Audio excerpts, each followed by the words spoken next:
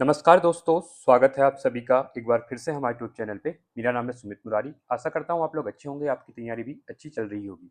तो देखिए आपके लिए यूके ट्रिपल एससी का जो आपका हाई कोर्ट कनिष्ठ सहायक का एग्जाम होने वाला है स्टेनो का, उसके आपके पास यहाँ 45 डेज बचे हुए हैं, ठीक है।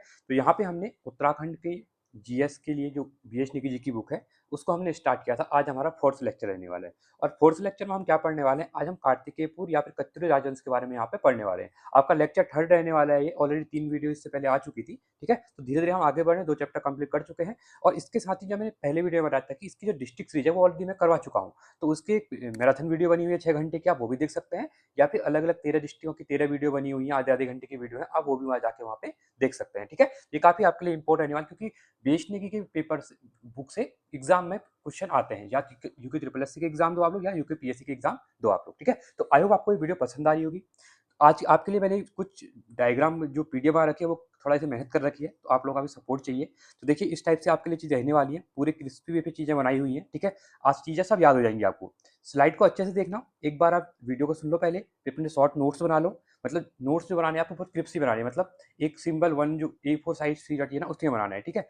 तो इन मेन मेन चीज़ों को लिखो, तो जितने क्वेश्चन एग्जाम में बनते हैं ना वो इन्हीं स्लाइड से आ जाएंगे। 13 से 14 स्लाइड है और बहुत चीज़ें मतलब लिखी हुई हैं अच्छी, ठीक है। तो इसको थोड़ा ध्यान से देखना, तो ये पूरा रहने वाला है, ठीक है। यहाँ से क्वेश्चन पूछते हैं एग्जाम में, तो चलो इसको हम क्या करते हैं, स्टार्ट करते हैं यहाँ पे, ठीक है। तो ये पूरा स्लाइड पूरा लेक्चर हमारा यहाँ पे रहने वाला है। चलिए आज हम शुरू करेंगे पहले कार्तिकेयपुर राजवंश के बारे में।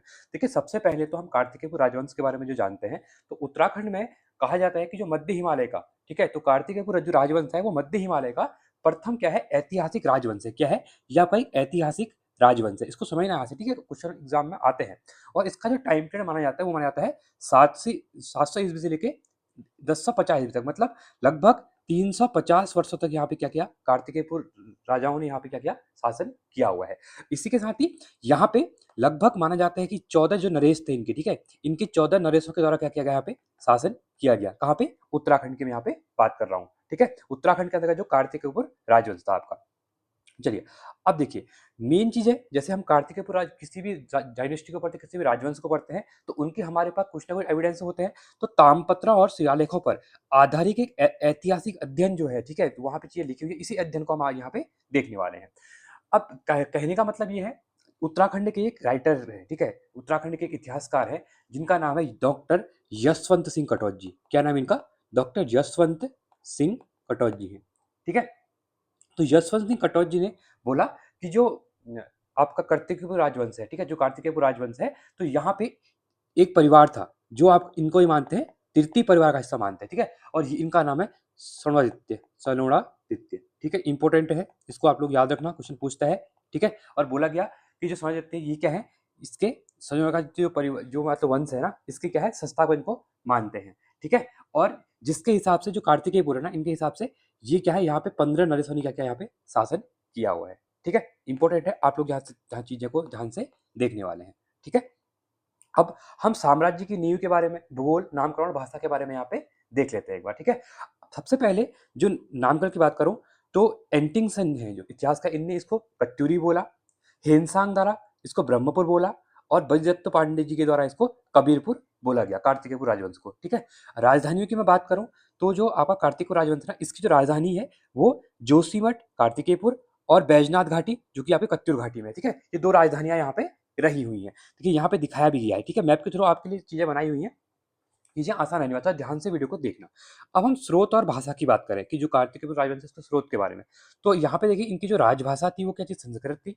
लोक भाषा इनकी पाली थी और लिपि जो थी वो कुटिला लिपि थी। ये क्वेश्चन पूछा जाता है कि कार्तिकेय राजवंश की लिपि कैसी थी, ये कुटिला लिपि थी, जो कि जहाँ पे हमें 8 अभिलेख क्या हुए हैं, प्राप्त यहाँ पे हुए हैं, ठीक है। तो ये काफी इंपॉर्टेंट है। तो कार्तिकेय राजवंश की प्रारंभिक राजधानी कहाँ पर थी, तो प्रारंभिक राजधानी जोशीमठ में थी और उसके बाद जो जोशीमठ दक्षिण में क्या है थी, कार्तिकेयपुर जो पड़ता है जोशीमठ वाले रीजन, ठीक है। तो वहां पे इसकी राजधानी देखने को यहाँ पे मिलती है, ठीक है।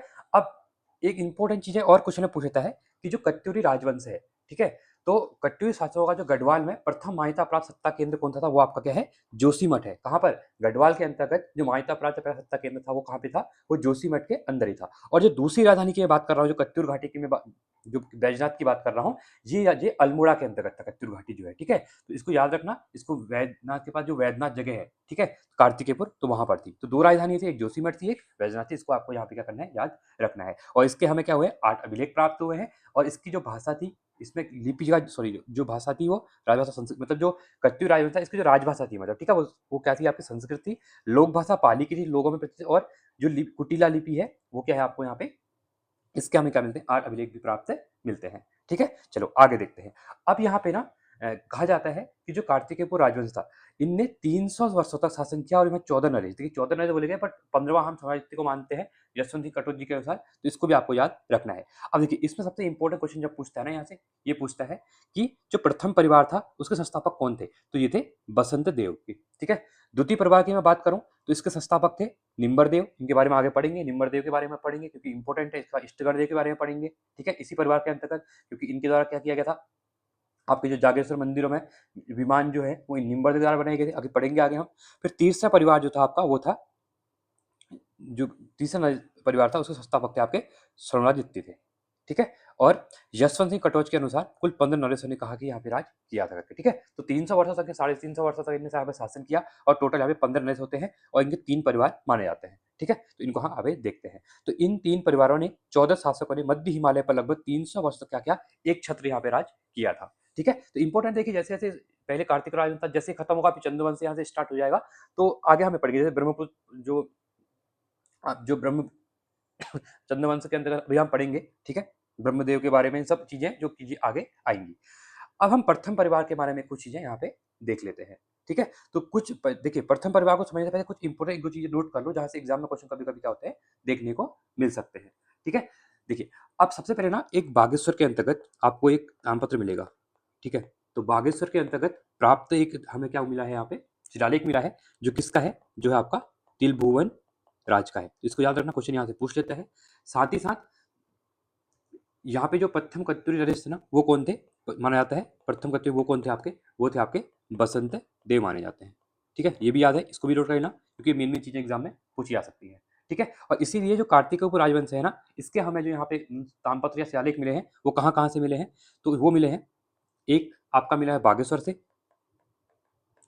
ठीक है, एक आपका पांडुकेश्वर से है, इस स्लाइड में भी है आगे, बट मैं यहाँ पे लिखा रहा हूँ क्योंकि ये चीजें आप साइड में नोट करेंगे तो आपको पढ़ने ठीक होगा, ठीक है। उसके बाद आपका क्या जाएगा, कंडारा, और एक आपका बैजनाथ चंपावत में, ठीक है, चंपावत के अंतर्गत भी आपको देखने को यहाँ पे मिलते हैं, ठीक है। तो यहाँ से हमें क्या मिलता है, हमें तिलुवन राज के शिलालेख वगैरह, मतलब कार्तिक वंश के जो ताम्रपत्र शिलालेख वो मिलते हैं, बागेश्वर से, पांडुकेश्वर से, कंडारा से, बैजनाथ एवं चंपावत से पाए गए, ठीक है। और इन जो ये अभिलेख जो दिए हुए हैं, ठीक है, ये जो अभिलेख दिए हुए हैं, इन अभिलेखों में जो प्रमुख है ना, वो कौन है, ललित सुरदेव है। प्रमुख कौन है आपका, ललित सुरदेव का क्या है, पांडुकेश्वर ताम्रपत्र है, ठीक है, ललित सुरदेव, आप यहाँ पे लिख लेना, ठीक है। तो ये इंपॉर्टेंट आपका यहाँ पे बन जाएगा, ठीक है। जैसे मैं बोल रहा हूँ आप साथ में इनको लिखते हुए भी चलना है यहाँ पे, ठीक है। तो ललित सुरदेव का पांडुकेश्वर ताम्रपत्र, और भूदेव का दूसरे एक है आपके भूदेव, तो भूदेव का कौन सा है, तो भूदेव का है आपका बागेश्वर अभिलेख, ठीक है। तो भूदेव का बागेश्वर अभिलेख, और देरसठ देव का एक है आपके देरसठ देव, तो इनका है आपका बालेश्वर मंदिर, चंपावत में जो बालेश्वर मंदिर है ना, तो वहां से मिला हुआ है, ठीक है। तो इंपॉर्टेंट आपको यहाँ पे याद रखना है। और जो पांडुकेश्वर के प्रथम 2 ताम्रपत्र हुआ कंडार से जो मिले ना, जो प्रथम 2 ताम्रपत्र यहाँ पे अगर बात करूं मैं, जो मिले हुए पांडुकेश्वर के प्रथम 2 ताम्रपत्र, वह एक मिला है आपका कंडारा से, ठीक है। तो जो कंडारा है और जो एक दानपत्र है वो किससे है, ललितसुर देव का है, ठीक है। तो ये भी आपको यहाँ पे याद रखना है। और इसी के अंतर्गत एक इंपॉर्टेंट डेटा और आता है, जो एंटिंगसन है, ठीक है, जो एंटिंगसन है, इनके द्वारा जो कार्तिकेय जो राजा थे, तो इनको क्या किया, कत्यूरी राजा को आसन कहा गया है, क्या कहा गया है, आसन, और दूसरा क्या है, वासन। तो आसन और वासन किसने कहा है, एंटिसन ने कहा है, किसको कहा है, कत्यूरी राजाओं को यहाँ पे कहा है, ठीक है। और सबसे पहले कहा जाता है कि जो कत्यूरी शब्द का प्रयोग किसने किया था, वो यहाँ पे एंटिंगसन ने ही किया था, ठीक है। तो यहाँ से क्वेश्चन बनने के चांसेस बन जाते हैं, ठीक है। चलिए आगे देखते हैं। अब हम बात कर लेते हैं एक बार प्रथम परिवार के बारे में, यहाँ पे हम लोग क्या करेंगे, एक बार देख लेते हैं, ठीक है। बाकी चीज हम आगे देख चुके हैं, और यहाँ पे एक राजधानी के बारे में बता दूं मैं, जो कत्यूरी राजधानी थी ना, यहाँ पे कभी कभी होता है एक इनकी शीतकालीन राजधानी पूछ लेगा। क्या पूछ लेगा? इनकी यहाँ पे हमको शीतकालीन राजधानी पूछ लेगा, तो आपको ये नोट कर लेना है। तो इनकी जो शीतकालीन राजधानी थी वो कहाँ थी? वो ढिकुली थी। ठीक है, ये भी इंपॉर्टेंट है। क्या थी? ढिकुली इनकी क्या थी? राजधानी थी। ठीक है, चलिए अब हम पढ़ेंगे यहाँ पे प्रथम परिवार के बारे में। तो प्रथम परिवार के बारे में बात करूं तो उपाधि, इनके संस्थापक कौन थे? बसंत देव थे। और इनको जो उपाधि मिली हुई थी, यहाँ से क्वेश्चन पूछता है, परम भट्टारक महाराजाधिराज परमेश्वर। ठीक है, योगदान की बात करूं तो इनके द्वारा जोशी मठ में नरसिंह मंदिर का निर्माण करवाया, संवेक्षण नामक ग्राम में दान में दिया। साथ ही साथ इनके जो समकालीन की बात करूं तो कश्मीर के राजा ललितादित्य मुक्तापीठ राजतरंगी के अनुसार, जो राजतरंगी बुक है ना, उसके अनुसार माना जाता है कि जो बसंत देव थे, इनके जो समकालीन थे वो कश्मीर के राजा कौन थे? ललितादित्य मुक्तापीठ यहाँ पे माने जाते हैं। ठीक है, और इन्हीं का एक मंदिर भी है। ठीक है, तो जो आपके नरसिंह बसंत देव है ना, इन्हीं का एक जोशीमठ में क्या है? एक नरसिंह मंदिर भी है। क्या है आपका? नरसिंह मंदिर भी है। ठीक है, ये भी आपको यहाँ पे जो देखना है, ताकि यहाँ से क्वेश्चन इंपोर्टेंट बन जाते हैं। ठीक है, इसी के साथ ही जोशीमठ में आपका जो जो वासुदेव नाम का मंदिर है एक, ठीक है, वासुदेव नाम का एक जो प्राचीन मंदिर है ना, तो माना जाता है कि वो भी कहीं ना कहीं इनसे रिलेटेड है। ठीक है, क्योंकि उसमें श्री वासुदेव गिरिराज चक्र चूड़ामणि का मतलब वहाँ क्या है? उपाधि के बारे में यहाँ पे बताया गया है। ठीक है, इसको देख लेते हैं। अब हम त्रिभुवननाथ के बारे में बात कर लेते हैं यहाँ पे। ठीक है, इसी के अंतर्गत तो देखिए, इनके बारे में हमको मैंने बता दिया। बागेश्वर शिलालेख में इनके बारे में हमको जानकारी मिलती है। प्रमुख कार्यों की मैं बात करूं तो बागेश्वर मंदिर के लिए भूमि दान दी थी। किसने दी थी? तिलभुवन राय ने दी थी। तो प्रथम परिवार की हम बात कर रहे हैं, पहले हमने बसंत देव को पढ़ा, अब हम तिलभुवन राज को यहाँ पे पढ़ रहे हैं। और कूटनीति की बात करूं तो किरातों और सौकाओं के साथ ऐतिहासिक संधि की थी। क्वेश्चन पूछा गया एग्जाम में। ठीक है, तो किसके द्वारा यहाँ पे किरातों और सौकाओं के साथ ऐतिहासिक संधि की थी? तो आपको याद रखना है तिलभुवन राज के बारे में। तो यहाँ से क्वेश्चन इंपोर्टेंट बन जाएगा। ठीक है, तो इन्हीं के द्वारा ही बागेश्वर मंदिर के लिए क्या था? भूमिदान भी दिया गया था। अब हम बात करेंगे यहाँ पे द्वितीय प्रवाह के बाद। देखिए एक स्लाइड में ना पूरी चीजें कवर हो जा रही है आपकी, तो ध्यान से इसको देखना है आप। ठीक है, अब हम द्वितीय परिवार के बारे में बात करेंगे, एकीकरण और शक्ति के बारे में। ठीक है, जो द्वितीय परिवार था, एक आपका है नालंदा। ठीक है, नालंदा के बारे में आपने पढ़ा होगा, एंशियंट हिस्ट्री जब पढ़ते हैं। नालंदा जो कि कहाँ पर है? नालंदा विहार, जो कि जो आपको बंगाल के अंतर्गत पाल शासक जो धर्मपाल था, ठीक है, तो उसके बारे में, उसने गढ़वाल पर आक्रमण वगैरह किया था, तो उसके बारे में हमें यहाँ चीजें मिलती है नालंदा अभिलेख के बारे में कि उत्तराखंड में हाँ ये परिवार सेकंड जो आपका था द्वितीय परिवार वो आपका था करके। ठीक है, और जो कार्तिकेयपुर राज्य है, ठीक है, तो द्वितीय परिवार का जो संस्थापक है ना, वो आगे भी हमने देखा कौन था? वो निम्बरदेव था। कौन था? निम्बरदेव। ठीक है, ये भी याद रखना। इनके संस्थापक कौन थे आपके? ये आपके निम्बरदेव देखने को यहाँ पे मिलते हैं। ठीक है, और माना जाता है कि ये किसको मानते थे? ये आपके शैव धर्म को मानने वाले थे। किसको? शैव धर्म को ये लोग क्या करते थे? यहाँ पे मानते थे। ठीक है, तो मैंने यहाँ पे बता दिया निम्बर देव के द्वारा ही तो जागेश्वर मंदिर जो है, ठीक है, आपका जो आपके जागेश्वर मंदिर में है, तो जागेश्वर मंदिर में जो विमानों का निर्माण किया गया ना, अगर आप लोग गए यहाँ पे देखा होगा, जो विमानों का निर्माण हुआ है वो किसने किया है? वो यहाँ पे निम्बर देव के द्वारा ही यहाँ पे क्या किया गया है? बनाया गए हैं वो लोग, हो गए। ठीक है, इसके बाद ही अब हम एक बार देख लेते हैं। तो देखिए यहाँ पे लिखा हुआ है ललित सुर देव। तो 832 में कत्यूरी वंश का सबसे प्रतापी शासक होता है। सर्वाधिक तामपत्र प्राप्त होते हैं इन्हीं के, और उपाधि कलंकपंक में मग्न धरती उदार के लिए बहरवाल। ठीक है, बेत्रवाद। भूदेव के बारे में बात करेंगे तो ललित सुर देव का पुत्र जो बौद्ध धर्म का विरोधी था, और बैजनाथ मंदिर का निर्माण भी किसने करवाया? भूदेव के द्वारा ही करवाया गया है। इष्टगढ़ देव की बात करूं तो उत्तराखंड को एक सूत्र में बांधने का प्रथम शासक, ये काफी इंपॉर्टेंट क्वेश्चन है। क्वेश्चन पूछता है उत्तराखंड को एक सूत्र में किसने बांधा? तो वो थे इष्टगढ़ देव थे। देखिए हम सेकंड परिवार के बारे में पढ़ रहे हैं। ठीक है, देखिए पहले परिवार में हमको दो चीजें मिली। पहले परिवार में हमको एक बसंत देव के बारे में पढ़ा हमने, दूसरा तिलभुवन के बारे में पढ़ा। अब दूसरा परिवार जो हम पढ़ रहे हैं, इसमें हम तीन लोगों के बारे में पढ़ रहे हैं। एक ललित देव के बारे में पढ़ रहे हैं हम लोग, निम्बर देव के बारे में पढ़ रहे हैं, फिर हम यहाँ पे अगले भूदेव के बारे में पढ़ रहे हैं, एक आपके इष्टगढ़ देव के बारे में। तो इष्टगढ़ जो देव है ना, तो उत्तराखंड को एक सूत्र में बांधने का इन्हें प्रयास किया, तो इसलिए प्रथम शासक माना जाता है ये। ठीक है, इसके साथ ही निम्बर देव हैं, ये संस्थापक माने जाते हैं। ठीक है, शिव धर्म के दिखाई दे, मैंने शैव धर्म बताई दिया आपको। ठीक है, कि अनुयायी है, और जागेश्वर विमानों का निर्माण भी यहाँ पे करवाया गया है। तो ये काफी इंपॉर्टेंट आपके लिए यहाँ से हो जाएगा। ठीक है, क्योंकि यहाँ से एग्जाम में क्वेश्चन बनते हैं, इसलिए मैं आपसे कह रहा हूँ ये चीजें ध्यान देते रहना आप लोग। ठीक है, चलिए आगे देखते हैं। अब हम तृतीय परिवार के बारे में यहाँ पे पढ़ लेते हैं। ठीक है, देखिए अब जो अगर हम तृतीय परिवार के बारे में पढ़ते हैं, तो तृतीय परिवार में आपकी चीज आती है, पहला आपका संस्थापक के बारे में। तो ये थे सौरादित्य, जो पुत्र थे किसके? इच्छर देव के यहाँ पे क्या है? पुत्र हैं। ठीक है, अंतिम शासक की बात करूं तो शुभेच्छी राजदेव, जो 14वां कत्यूरी शासक, परम वैष्णव परम ब्राह्मण की उपाधि इनने ली थी।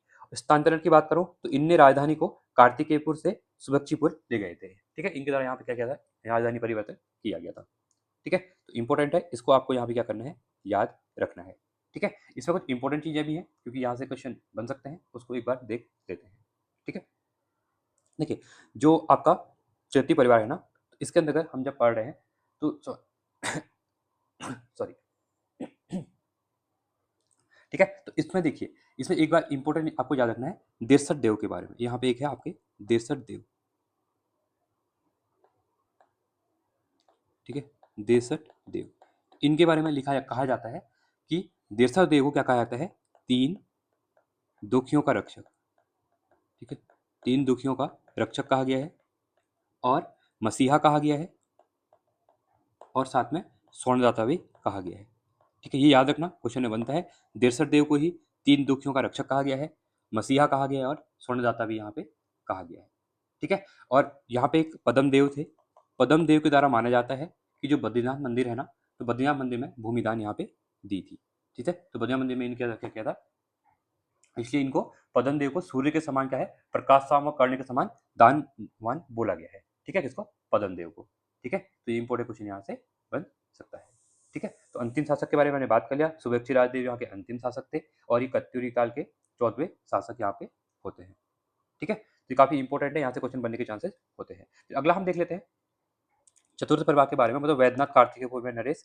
तो राजधानी गोमती घाट बैजनाथ के आसपास देखने को मिलती है इनकी। और प्रमुख शासक की बात करूं तो लखनपाल देव, इंद्रपाल देव, और साथ में त्रिभुवनपाल देव। तो अन्य नाम की बात करूं तो पाल वंश के नाम से भी ये प्रसिद्ध है, तो इनको भी पाल वंश से यहाँ पे माना जाता है। ठीक है, तो यहाँ से क्वेश्चन बनने के चांस होते हैं, तो इसे कार्तिक वंश का चतुर्थ परिवार ही मानते हैं, और पाल वंश के नाम से भी इनको जाना यहाँ पे जाता है। ठीक है, तो इंपॉर्टेंट है, कुछ चीजें हैं, आगे हम देख लेते हैं यहाँ पे। ठीक है, यहाँ पे हमने एक चीज देख लेते हैं इसको। यहाँ पे एक चीज, जो आप सेकंड परिवार हमने जब पढ़ा था, तो सेकंड परिवार के एक क्वेश्चन पूछता है, आई थिंक ये उत्तराखंड के एग्जाम में पूछा गया था, किसी पुलिस के एग्जाम में, किसी एग्जाम में पूछा गया था कि जो आपका गंगोली हाट नामक है शहर किसने बताया था। ठीक है, तो यहाँ पे एक आते हैं आपके ललित सुरदेव आते हैं। ठीक है, तो ललित सुरदेव आते हैं। ठीक है, इन ललित सुरदेव के पुत्र, ठीक है, पुत्र राजा सुजान देव, राजा सुजान देव याद रखना।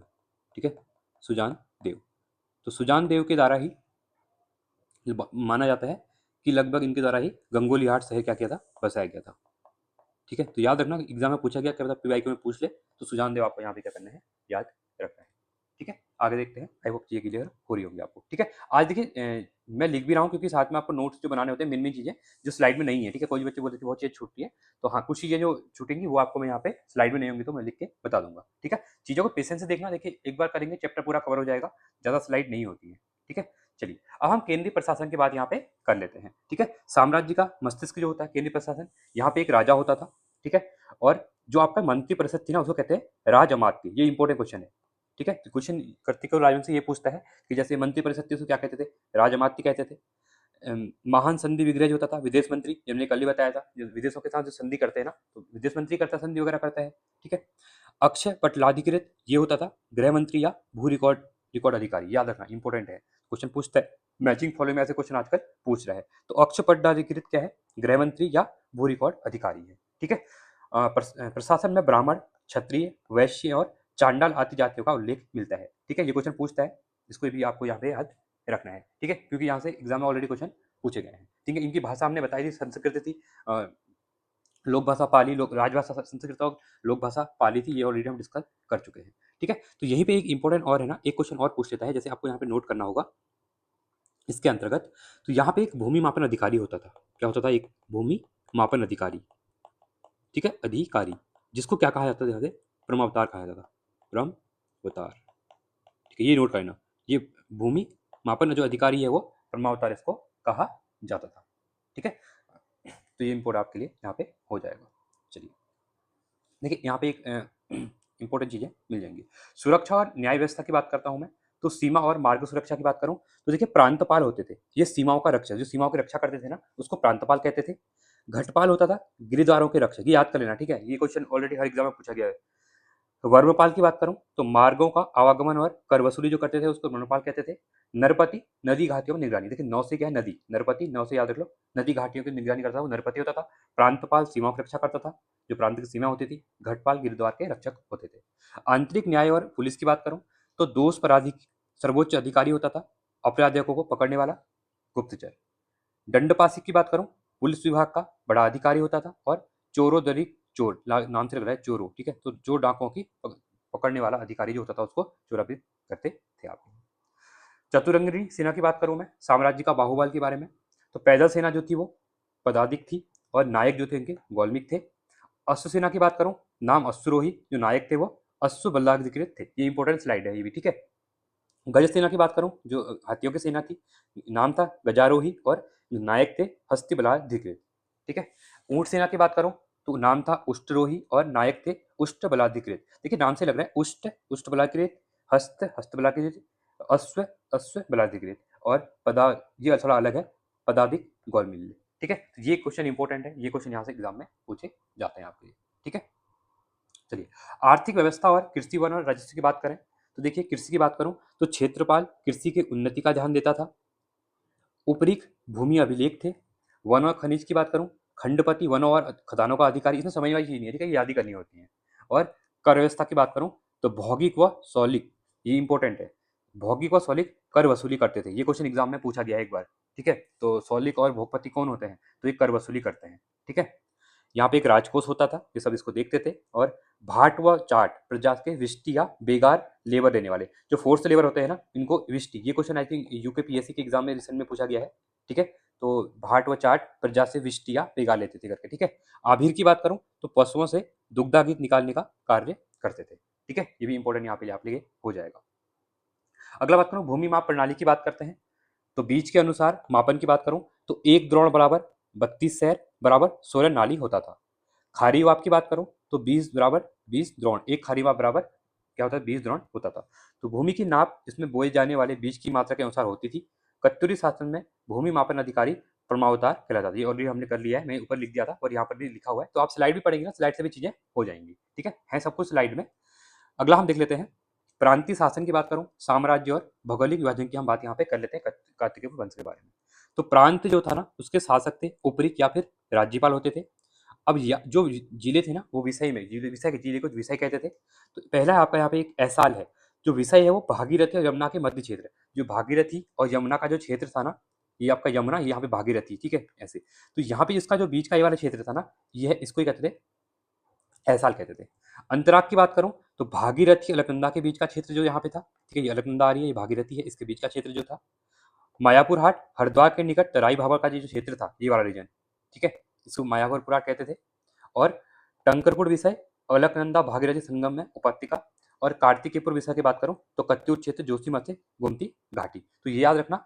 और सबसे इंपॉर्टेंट एक चीज यहाँ पे है, तहसील स्तर की इकाई को कर्मांत कहते थे। ये क्वेश्चन पूछा गया है, कर्मांत क्या था, तो तहसील स्तर की इकाई थी जिसको कर्मांत यहाँ पे कहा जाता था, ठीक है। अब हम मध्यकाल के अंतर्गत साम्राज्य का बिखराव और लोक गाथा यहाँ पे एक बार देख लेते हैं।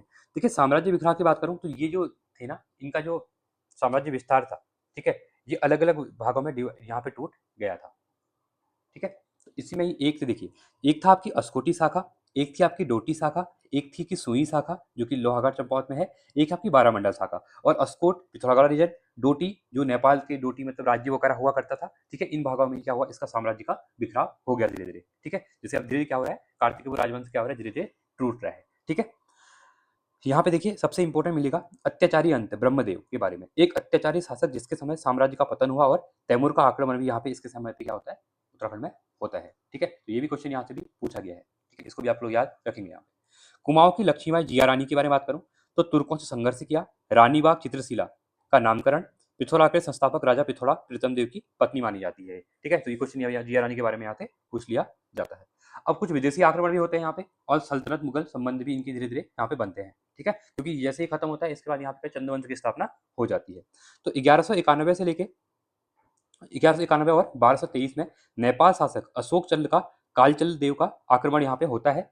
और नेपाल शासक अशोक चंद्र और काचल देव का आगमन आक्रमण होता है। और 1191 में गोपेश्वर त्रिशूल लेख और 1223 में बालेश्वर मंदिर ताम्रपत्र के अनुसार कुमाऊं के कुछ भागों पर इनका अधिकार हो गया था। किसका? नेपाल के शासकों का। ठीक है, तो हमें ये कहाँ से मिलता है? ये बालेश्वर मंदिर लेख में, और जो हमारा यहाँ पे गोपेश्वर त्रिशूल लेख है ना, यहाँ से हमको इसकी जानकारी मिलती है। दिल्ली सल्तनत में बलबन सिरमौर पर हमला, मोहम्मद बिन तुगलक का कराचल अभियान। देखिए काफी इंपॉर्टेंट है, मोहम्मद बिन तुगलक का जो कराचल अभियान था ना, ये इंपॉर्टेंट है। ठीक है, इसलिए वाइट फुल ऑफ इसको भी कहा जाता है मुगल एम्पायर। ठीक है, पराली खान पर था ये। बलबन की शाही सेना में सिरमौर पर प्रथम सैन्य अभियान किया। राणा देवपाल का शासन यहाँ पे हुआ। मोहम्मद बिन तुगलक जो था ना, इसका कराचल पर्वत अभियान की जानकारी जियाउद्दीन बनी की पुस्तक जो तारीख फिरोसाई है उसमें मिलती है, और इब्न बतूता की रिहाला है। ठीक है, जो कराचल अभियान था ना, माना जाता है कि कुमाऊं पे इनने जो कुमाऊं हिल से हैं तिब्बत पे इनने चढ़ाई की, मतलब तो ये सक्सेस नहीं हो पाई क्योंकि यहाँ पे बारिश थी, इनकी सेना जैसे ही आई, भूस्खलन वगैरह हुआ, इनकी सेना चढ़ नहीं पाई पहाड़ों में बरसात के उससे। ठीक है, ऐसा कहा जाता है, इसको भी याद रखना, क्योंकि इसने किया इस टाइम पे था। बरसात में आपको पता है ना, अभी उत्तराखंड में क्या है, अभी वर्षा का सीजन चल रहा है, तो अभी चीजें नहीं हो पाती है, जैसे गाड़ियां ही नहीं चल पाती हैं, रोडें बंद हो जाती है। तो ये तो उस टाइम पे, आज से कब की बात कर रहे हैं हम। ठीक है, तो एकदम गाड़ियां ना कुछ थी, तो ये प्रॉपर ये क्या, इनकी जो सेना थी वो चढ़ यहाँ पे नहीं पाई। ठीक है, तो ये भी इसका क्या हुआ, वेस्ट चले गया। 1398 ईस्वी में, 1399 में तैमूरलंग का आक्रमण होता है। हरिद्वार शिवालिक क्षेत्र में युद्ध हुआ, ब्रह्मदेव रतन सेन से युद्ध। ठीक है, तो तैमूरलंग ने 1398 में दिल्ली पर, और 1399 में स्वदेश लौटते समय हरिद्वार के पास यमुना घाट में युद्ध किया। शिवालिक क्षेत्र में ब्रह्मदेव और रतन सेन ने संघर्ष किया। तो ये आपको जिक्र कहाँ मिलता है? मलफूजा के तिमूरी में देखने को मिलता है। मुगल काल, अकबर की रसोई के लिए हरिद्वार से गंगा जल मंगाया जाता था, ये इंपॉर्टेंट है। ठीक है, जहांगीर की हरिद्वार यात्रा, और जहांगीर ऐसा था जिसने यहाँ पे मुगल शासक जिसने यहाँ पे क्या किया था, हरिद्वार की यात्रा भी की थी। तो अबू फजल की आईनी अकबरी में हमको ये जानकारी मिलती है कि अकबर की रसोई के लिए क्या है, हरिद्वार से गंगा जल मंगाया जाता था करके। ठीक है, जहांगीर ने हरिद्वार की यात्रा भी की थी। तो ये इंपॉर्टेंट है, कुछ चीजें बन जाती हैं, ऐसे क्वेश्चन फ्रिक्वेंटली कभी हिस्ट्री में पूछ ले जाते हैं, क्योंकि उत्तराखंड से रिलेटेड भी हैं और मिडल हिस्ट्री से भी रिलेटेड होते हैं। ठीक है, अब विरासत और कला और वास्तु का स्वर्णकाल माना जाता है। जो कत्यूरी काल था ना, इसको कला और वास्तुकला का गोल्डन पीरियड माना जाता है, ये आपको याद रखना है। ठीक, क्वेश्चन पूछ लिया जाता है। तो स्थापत्य एवं मूर्तिकला की दृष्टि से कत्यूरी काल को उत्तराखंड का स्वर्णकाल कहा जाता है। अब यहाँ पे देखिए, जागेश्वर मंदिर के विमान बनाए, बैजनाथ मंदिर, नरसिंह मंदिर और राज्य के लोहित कार्य यहाँ पे किए थे। और सबसे इंपॉर्टेंट ऐसा यहाँ पे एक स्टेटमेंट है ना, तो कहा जाता है कि कार्तिकेयपुर वंश के अवसान पर सूर्यास्त हो गया और रात्रि हो गई। ये काफी इंपॉर्टेंट है। ठीक है, तो ये कहावत आज भी कुमाऊं में प्रचलित है, जो इस महान साम्राज्य के पतन के बाद के अंधकार युग को क्या कहती है, दर्शाती है। तो कहा जाता है कि जो कार्तिकेयपुर राजवंश था, इनने काफी ज्यादा यहाँ पे चीजें बनाई, जब काफी ज्यादा काम किया, और जैसे इसका अंत होता है, ठीक है, क्योंकि ये मतलब क्या हुआ, जैसे ही उत्तराखंड में भोराता का युग शुरू हो गया, तो अलग अलग से यहाँ पे राजा इधर उधर से आने लग गए बाहर से, तो फिर आक्रमण तो ऑब्वियस ही होना ही है, हर किसी को साम्राज्य चाहिए होता है। तो इसी के लिए कहा जाता है कि कार्तिकेय वंश के अवसान पर सूर्यास्त हो गया और रात्रि हो गई। ठीक है, तो अंधकार हो गया, मतलब ऐसा यहाँ पे कहा जाता है। ठीक है, तो मेन मेन चीज़ जो एग्जाम में पूछी जाती है वो हमने यहाँ पे चीज़ें कर ली हैं, हमने चीज़ें में। आई होप आपको वीडियो पसंद आई होगी। ठीक है, वीडियो कैसी लगती है आप लोग जरूर कमेंट करें, और वीडियो को लाइक करें। आप लोगों की मेहनत की जाती है, जब ये स्लाइड बनाई जाती है ना, तो उसके लिए 3-4 घंटे की मेहनत होती है पीछे। ठीक है, तो वीडियो रिकॉर्ड करने में जो टाइम नहीं लगता है, वीडियो जल्दी रिकॉर्ड हो जाती है, बट जो ये मेन मेन चीज़ें आपके लिए नोट की जाती है ना, ये बहुत टाइम लगता है इसमें। ठीक है, तो चीज़ें ढूंढनी पड़ती हैं, फिर लिखनी पड़ती है, फिर पीपीटी को किस टाइप से सजाया जाए, तो इस टाइप से। तो इसके पीछे जो आधे घंटे वीडियो होती है, इसके पीछे आपकी 3-3.5 घंटे की मेहनत होती है।